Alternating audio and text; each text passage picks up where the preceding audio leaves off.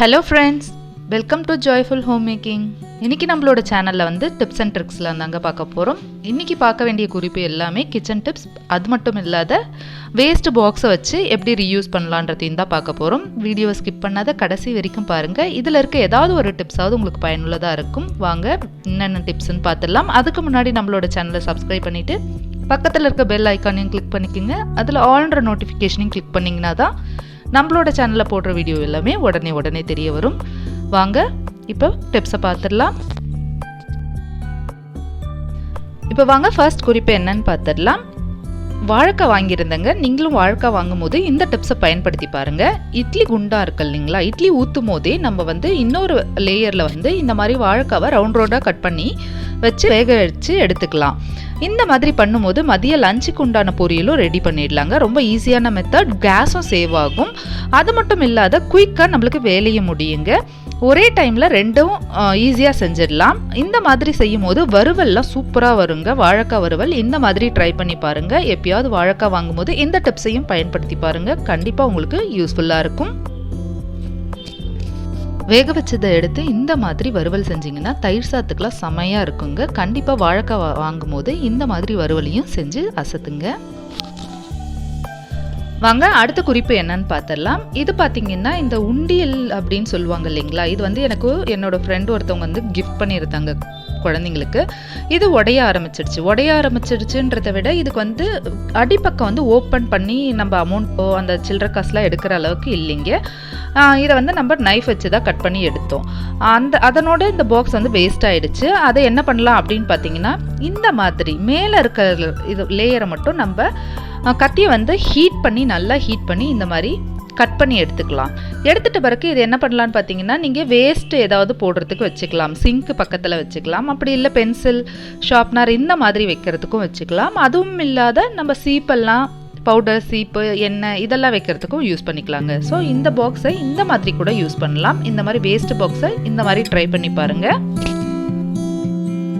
இப்போ வாங்க அடுத்த குறிப்பு என்னன்னு பார்த்துடலாம். ஒரு கடாயில் வந்து எண்ணெய் எடுத்திருக்கேங்க. இது வந்து தேங்காய் எண்ணெயாக தான் எடுத்திருக்கேன். இந்த தேங்காய் எண்ணெயில் என்னென்னலாம் போடுறேன் அப்படின்னு பார்த்தீங்கன்னா, கருப்பு உளுந்து ஒரு 2-3 ஸ்பூன் அளவுக்கு கருப்பு உளுந்து ஆட் பண்ணிக்கிறேன். இது கூடவே இஞ்சி ஆட் பண்ணிக்கிறேங்க. ஜீரணத்துக்கு ரொம்ப நல்லது. கருப்பு உளுந்து வந்து பேக் போன், அதாவது எல்லா போனுக்குமே ரொம்ப நல்லது. பெண்கள் அவசியம் கருப்பு உளுந்தை ஃப்ரீக்வெண்ட்டாக எடுத்துக்குங்க. இதில் கொஞ்சமாக பார்த்தீங்கன்னா பெப்பர் ஆட் பண்ணிக்கிறேங்க. மிளகு ஒரு 10 மிளகு ஆட் பண்ணிக்கிறேன். 1 ஸ்பூன் அளவுக்கு ஜீரகம் ஆட் பண்ணிக்கிறேன். ஸோ இது எல்லாம் நல்லா ஆயிலில் ஃப்ரை ஆகட்டும். கூடவே வந்து உளுந்து ஆட் பண்ணிக்கோங்க. என்கிட்ட வந்து உளுந்து பவுடராக இருக்கவே ஆட் பண்ணியிருக்கேன் 1 ஸ்பூன். தேவையான அளவு மிளகு ஆட் பண்ணிக்கோங்க. இதெல்லாம் ஆயிலில் ஃப்ரை ஆகட்டும். இது ஆன உடனே வெங்காயத்தை ஆட் பண்ணியிருக்கேங்க. இந்த சட்னி செம டேஸ்ட்டாக இருக்கும். இட்லி தோசைக்கெல்லாம் ஹெல்த்தியானதும் கூட, ஜீரணமும் நல்லா ஆயிடுங்க. நீங்கள் ஜீரகம் அப்புறம் பார்த்தீங்கன்னா இஞ்சி இதெல்லாம் ஆட் பண்ணியிருக்கிறதுனால நல்லாவே கேட்கும். கொஞ்சமாக புளி, உப்பு இதை வணக்கிட்டு சட்னி செஞ்சு பாருங்கள். கண்டிப்பாக சூப்பராக இருக்கும். வணக்கி அரைச்சிட்டிங்கன்னா போதுங்க. தேவைப்பட்டால் நீங்கள் தேங்காய் கூட கொஞ்சம் வச்சு அரைச்சிக்கலாம். ரொம்பவே சூப்பராக இருக்கும். இது இட்லி தோசைக்கெலாம் செமையாக இருக்கும். ட்ரை பண்ணுங்கள் இந்த வெங்காய சட்னியை. அடுத்த குறிப்பு என்னன்னு பார்த்துடலாம். இது ஒரு கிளீனிங் டிப்ஸ் தாங்க. ஸோ எப்படி இந்த பாத்ரூமில் இருக்க டேப்பெல்லாம் நல்லா பல நாக்கலான்ற டிப்ஸை தான் நான் இன்றைக்கி சொல்ல போகிறேன். இப்போ ஃப்ரீக்வெண்ட்டாக நம்ம இந்த மாதிரி க்ளீன் பண்ணிக்கிட்டே இருந்தோம்னா நம்மளுக்கு கரை பிடிக்காது. அதே மாதிரி ஷைனிங்காகவும் இருக்கும். கொஞ்சமாக இந்த ஸ்க்ரப்பர் எடுத்திருக்கேங்க. அதற்கு கூட கொஞ்சம் பேஸ்ட் வச்சுருக்கேன். இரும்பு ஸ்க்ரப் தாங்க எடுத்திருக்கேன். இதில் வந்து ஒரே தேயிலே நல்லா பளிச்சுன்னு ஆயிடுது. அதனால தான் நான் இதை எடுத்திருக்கேன். இப்போ பார்த்தீங்கன்னா நான் கொஞ்சமாக பேஸ்ட்டை வச்சு தாங்க பண்ணுறேன். லைட்டாக தேய்ச்சாலே போதும். நான் உங்களுக்கு தேய்ச்சி காமிக்கிறேன் பாருங்கள்.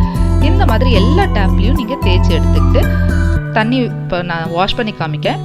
லைட்டாக நீங்கள் ப்ரெஸ் பண்ணாலே போதுங்க. நல்லாவே பலன்னு ஆயிடுது பாருங்கள், எவ்வளோ பளிச்சுன்னு இருக்குது. ஸோ நீங்கள் ஃப்ரீக்வெண்ட்டாக எப்போல்லாம் உங்களுக்கு டைம் இருக்கோ இந்த மாதிரி வாஷ் பண்ணிங்கன்னா அதாவது இந்த டேப் வந்து நல்ல லைஃப் கொடுக்கும். அதே மாதிரி பலன்னு இருக்கும், நீட்டாகவும் இருக்கும். கண்டிப்பாக இந்த டிப்ஸை ட்ரை பண்ணி பாருங்கள்.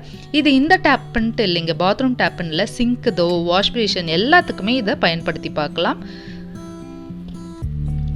எல்லா இடத்துலையும் இந்த ஸ்க்ரப்பை வச்சு தேய்க்கிறேன். ஏன் இரும்புனார்னா ஒரே தேயிலே வந்து நல்ல பலன்ட்டு ஆயிடுதுங்க. வாஷ் பண்ணியாச்சு, எவ்வளோ பளிச்சுன்னு இருக்குது பாருங்கள். கண்டிப்பாக ட்ரை பண்ணி பாருங்கள். அடுத்த குறிப்பு என்னன்னு பார்த்தீங்கன்னா, நான் வந்து மிக்ஸி ஜார் வந்து எடுத்திருக்கேன். பொடி செய்ய தாங்க எடுத்தேன். பார்த்தா ஈரமாகவே இருந்தது. என்னால் பொடி வந்து சட்டுன்னு செய்ய முடியாது. அதுக்கு என்ன பண்ணலான்ட்டு பார்த்தேன். இந்த மாதிரி ஏதாவது கேஸ் குக்கர் இல்லை பால் ஏதாவது காய வச்சுருப்பீங்க இல்லைங்களா, அப்போ ஹீட்டாகவே இருக்கும். அந்த சமயத்தில் நம்ம ஏதாவது இந்த மாதிரி அர்ஜென்ட்டாக தேவைப்படுது மிக்ஸினா, இதை வந்து நம்ம இது மேலே ஹீட்டாக இருக்கும் இல்லைங்களா, அது மேலேயே மிக்ஸி வந்து தலைக்கீழே கவுத்து வச்சிங்கன்னா அந்த தண்ணி எல்லாம் காஞ்சி நம்ம உடனே போடலாங்க. மிக்ஸியில் வந்து எதை வேணாலும் அரைக்கலாம்.